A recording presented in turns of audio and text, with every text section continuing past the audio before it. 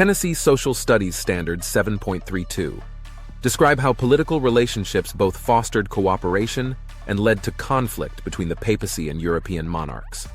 7.33.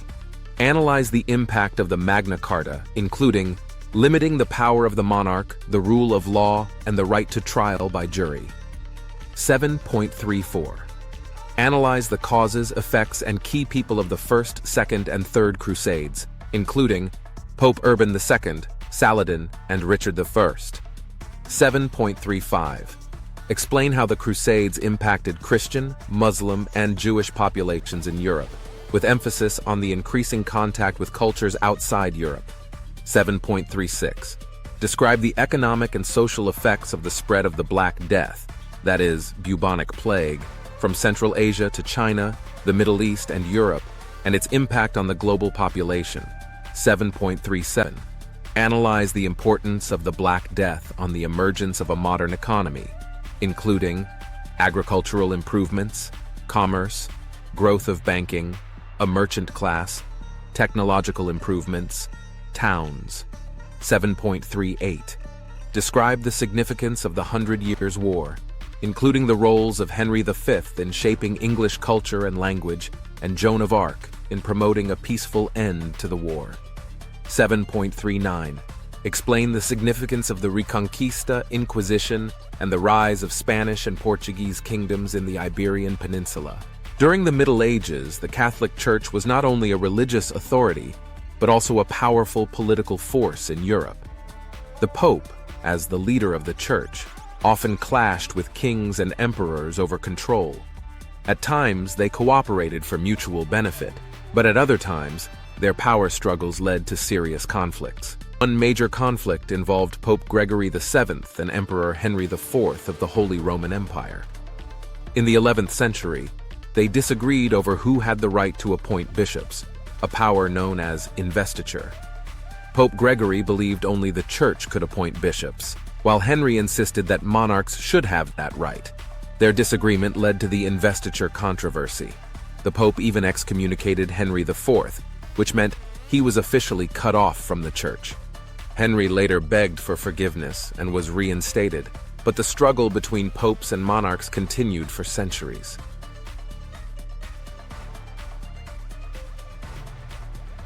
However, there were also times of cooperation. Many monarchs supported the Church and received its blessing in return. Kings saw the Church as a way to strengthen their rule, while the Church relied on royal support to protect its property and influence. These relationships helped spread Christianity and shaped European politics. In 1215, a group of English nobles forced King John of England to sign a document called the Magna Carta, which means Great Charter in Latin. This was a turning point in limiting the power of monarchs and strengthening the idea of individual rights. The Magna Carta introduced several important principles, limiting the power of the monarch. It declared that the king was not above the law. He could not collect taxes or punish people without the approval of a council of nobles. The rule of law. This idea meant that laws applied to everyone, even the king. It was a major shift from absolute monarchy to a government where laws mattered more than one person's will. The right to trial by jury. One of the most famous parts of the Magna Carta was that people could not be jailed without a fair trial. This protected citizens from unfair punishment and influenced later legal systems, including the U.S. Constitution. The Magna Carta's impact goes beyond its time, influencing legal and political systems globally. Its principles of due process, limited government, and individual rights became foundational to democratic societies. It is often regarded as the cornerstone of liberty and justice.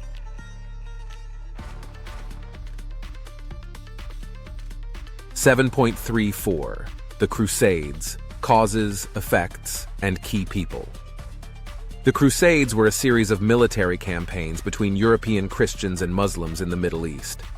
The goal of the Crusaders was to capture the Holy Land, especially Jerusalem, which was sacred to Christians, Muslims, and Jews. The First, Second, and Third Crusades were the most significant. First Crusade, 1096-1099. Cause: Pope Urban II called for Christians to reclaim the Holy Land from Muslim control. He promised forgiveness of sins and eternal salvation to those who joined. Effect: the Crusaders captured Jerusalem in 1099 and established Christian states in the region. However, this success did not last. Key person: Pope Urban II. He inspired thousands of knights and commoners to take up arms with his speech at the Council of Clermont. Second Crusade, 1147-1149. Cause: Muslim forces had recaptured the city of Edessa, one of the Christian-held territories. Effect: the Second Crusade failed. The Crusaders could not regain Edessa, and their armies suffered defeat in the Middle East. Third Crusade, 1189-1192. Cause: Muslim leader Saladin recaptured Jerusalem in 1187. Effect: European monarchs launched the Third Crusade to take it back. They failed to recapture the city, but they negotiated a treaty allowing Christian pilgrims to visit. Key people: Saladin, a respected Muslim leader who united Muslim forces and recaptured Jerusalem. Richard III, Richard the Lionheart, King of England, who led the Crusaders. Although he was brave and skilled, he was unable to win Jerusalem back. The Crusades had lasting effects. They increased contact between Europe and the Muslim world and changed how people in different cultures viewed each other. Overview of the Crusades definition: a series of religious wars between Christians and Muslims. Goal: reclaim the Holy Land from Muslim control. Time frame: 1096-1291, First to Third Crusades. Causes of the Crusades: religious motivations. Pope Urban II's speech at Clermont, 1095. Desire to reclaim the Holy Land. Political and economic factors. Power struggles in Europe. Access to trade routes in the Middle East. Key people: Pope Urban II initiated the First Crusade. Saladin, Muslim leader who recaptured Jerusalem. Richard the Lionheart, English king and leader of the Third Crusade. Effects of Crusades: temporary Crusader states in the Holy Land. Increased trade between Europe and the Middle East.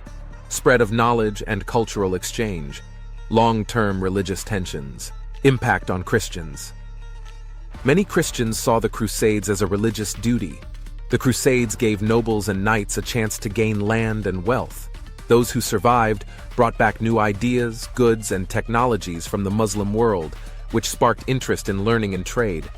Impact on Muslims: Muslims viewed the Crusaders as invaders. Muslim communities often united to defend their territories. Though many battles were violent, some periods allowed for cultural and trade exchanges. Impact on Jews: Jews faced attacks from Crusaders in Europe on their way to the Holy Land.